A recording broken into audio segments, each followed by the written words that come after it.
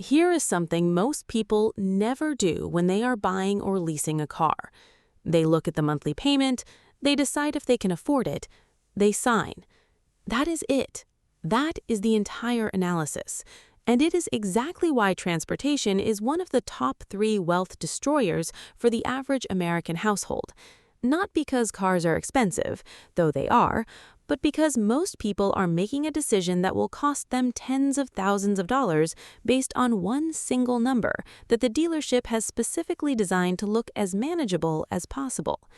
Today we are running the actual numbers, all of them, for buying, financing, and leasing side by side, so you can see exactly what each option is really costing you and make this decision with your eyes fully open. My name is Lauren. Let us get into it. First, the number that should make you stop. The average new car in America right now costs $50,000. The average monthly payment on a new car is over $750. The average loan term is 72 months, 6 full years of payments. And that $750 does not include insurance, it does not include fuel, it does not include maintenance. When you add all of those in, the average American is spending somewhere between $12,000 and $15,000 per year on a single depreciating asset. To put that in perspective, someone investing that same $12,000 annually from age 25 would have over $1.6 million by retirement. Every car decision you make is not just about transportation, it's about what you are trading your future wealth for. That context matters for everything we are about to look at. The 4 options. Most people think about this decision as simply buy or lease, but there are actually 4 distinct options worth understanding. Option 1. Buy outright in cash. You pay the full price of the car on day 1. No monthly payments, no interest, no lender involved. You own it completely from the moment you drive away. Option 2. Finance or hire purchase. You put down a deposit, borrow the remaining balance at a set interest rate, make monthly payments over an agreed term, typically 3 to 6 years, and at the end you own the car outright. Option 3. Lease. You're essentially renting the car for a fixed period, usually 2 to 3 years. Your monthly payments cover only the depreciation of the car during that period, not its full value. At the end of the term, you hand the car back and have nothing to show for the payments made. Option 4. PCP or balloon finance. You pay a deposit, make monthly payments, and at the end of the term you have a choice. Pay a large final balloon payment to keep the car, return it, or use the remaining value as a deposit on a new one. This is the option dealerships push hardest because it keeps you coming back every 3 years. It's also usually the most expensive option when you run the full numbers. Understanding the difference between these 4 is the first step. Now let's look at what each one actually costs. Buying, the true cost. For this comparison, we are going to use a Toyota RAV4 as our reference point. It's priced at approximately $39,900, which is actually $10,000 below the average new car price right now. And it's a model that holds its value exceptionally well, which matters enormously as we will see. Let's say you have a good credit score, so you're getting an interest rate of around 6.5%. You put down a 20% deposit, roughly $8,000, and you finance the rest over 72 months. Your monthly payment comes out to approximately $537. Over 6 years, that's $38,600 in payments, of which nearly $7,000 is pure interest, money that buys you nothing except the privilege of borrowing. But here's where most people stop calculating, and stopping here is a massive mistake. You also need to add insurance, approximately $8,600 over 6 years, fuel, around $11,800, maintenance, around $7,200. Add all of that together, and your total expenditure over 6 years is approximately $74,400.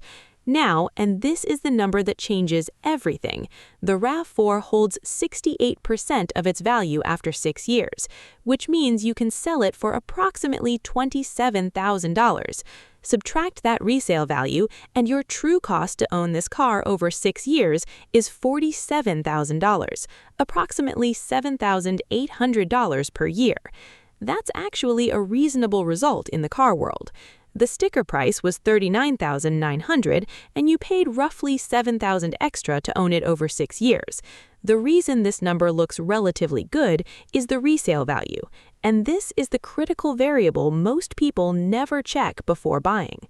A car with a 47% residual value after 6 years, which is common across many popular models, would cost you over $55,000 to own over the same period. That's 40% more than the sticker price on a car you thought cost $40,000. Always check the residual value before you buy. It changes everything. Leasing, the true cost. Now let's run the same comparison for leasing. For an apples-to-apples comparison, we are going to assume 2 back-to-back 3-year leases covering the same 6-year period. Money due at signing on each lease is approximately $3,750, so $7,500 total across both leases. Your monthly lease payment is approximately $450, lower than the finance payment, because you're only paying for the depreciation of the car, not its full value. Over 72 months, that's $32,400 in lease payments. Add the same insurance and fuel costs as the buying scenario because those don't change regardless of how you acquired the car. Maintenance is largely covered under the lease warranty, so we treat that as zero. Total cost over 6 years, $60,400, approximately $10,070 per year. Compare that to buying at $7,800 per year, and leasing costs you approximately $2,231 per year more than buying. Over 6 years, that's $13,386 more to lease than to buy. And at the end of 6 years of leasing, you own nothing. The buying scenario leaves you with a car worth $27,000. The leasing scenario leaves you with nothing to show for $60,000 spent. On the headline numbers, buying wins clearly. But wait, 3 scenarios where leasing gets more competitive. Here is where it gets nuanced, because buying does not always win in every situation. Scenario 1, you only keep the car for 3 years. If you sell or trade in the car after 3 years rather than 6, the comparison changes. The RAV4 retains about 81% of its value after 3 years, making it exceptionally strong. In that case, buying still comes out cheaper by around $5,000. But, and this is important, for cars with the 60% residual value after 3 years, which is far more common, leasing actually becomes cheaper by nearly $3,000. The lesson here is that if you are someone who changes cars every 3 years, the residual value of the specific car you are buying matters enormously. Run the numbers for your specific model before deciding. Scenario 2. You drive significantly more than average. Standard leases come with a mileage limit, typically 10 to 12,000 miles per year. If you exceed that, you pay between 15 and 25 cents per mile in overage fees. If you drive 18,000 miles per year, that is 6,000 excess miles per lease.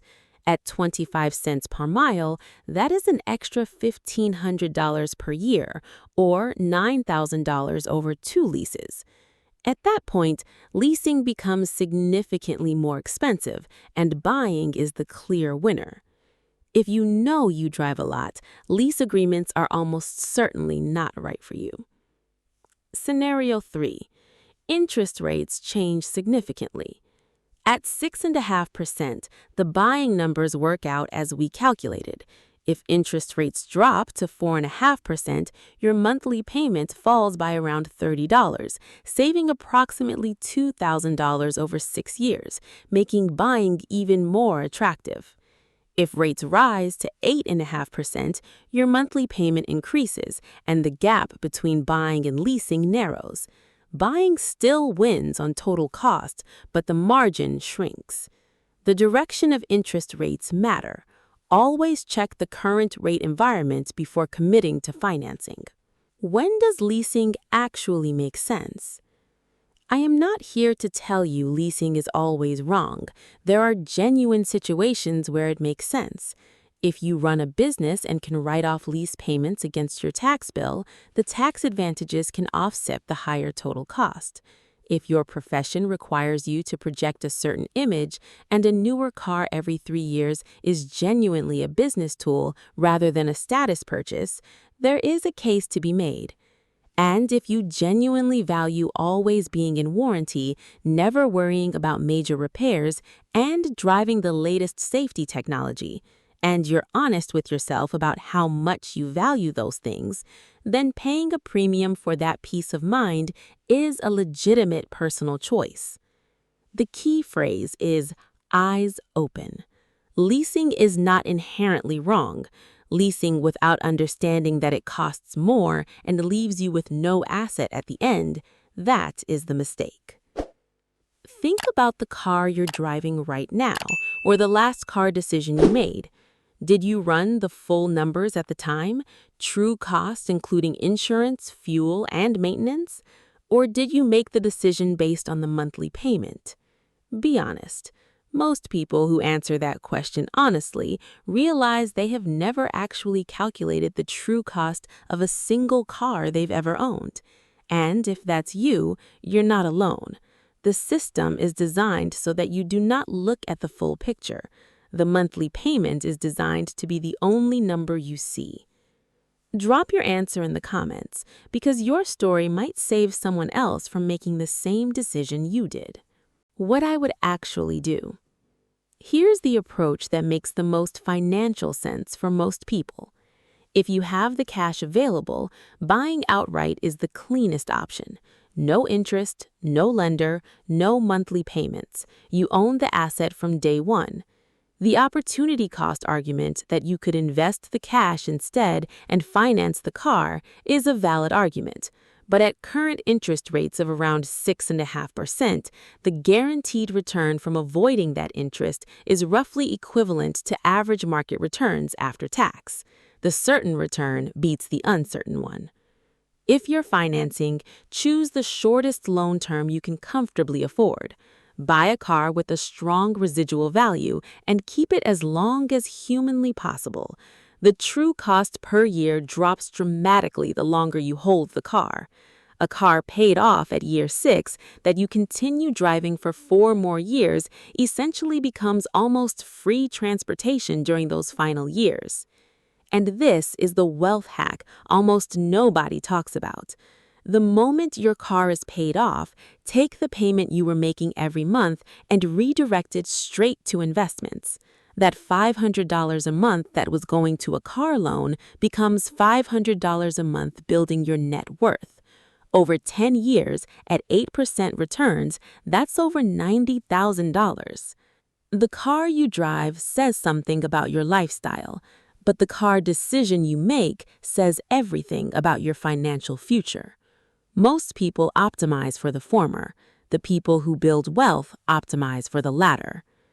If this video helped you see car ownership differently, please share it with someone who is about to make a car decision right now. And subscribe to Lauren Talks Money, where we make money concepts simple, honest, and actually useful. Money made simple every single time.